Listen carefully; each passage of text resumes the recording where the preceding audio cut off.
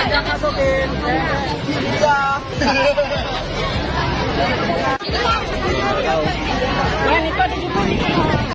Kelakuan emak-emak nampak lihai mencopet di keramaian saat acara Jalan Sehat Kemerdekaan. Seorang wanita kedapatan mencopet saat Jalan Sehat Kemerdekaan 2023 bersama Tribun Jambi berlangsung pada Minggu 27 Agustus 2023. Wanita yang mengenakan sweater coklat dengan bawahan rok tersebut tidak berkutik setelah aksi mencopetnya dipergoki warga. Kejadian bermula saat salah satu peserta Jalan Sehat melihat pelaku tengah melancarkan aksinya saat proses Jalan Sehat tengah berlangsung.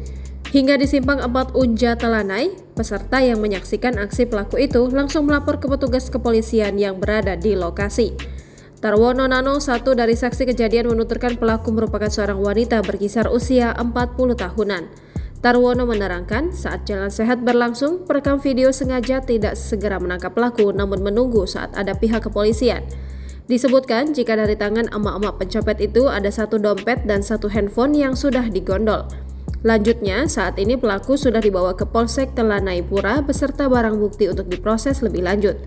Menanggapi hal itu, Kapolsek Telanai Pura AKP Hareva membenarkan aksi copet saat Jalan Sehat tersebut.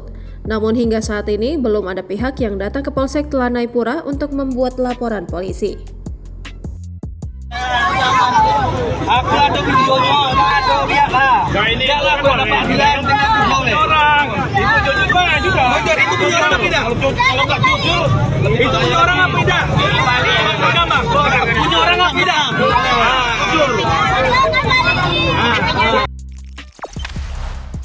Jangan lupa subscribe, share, komen, dan like ya!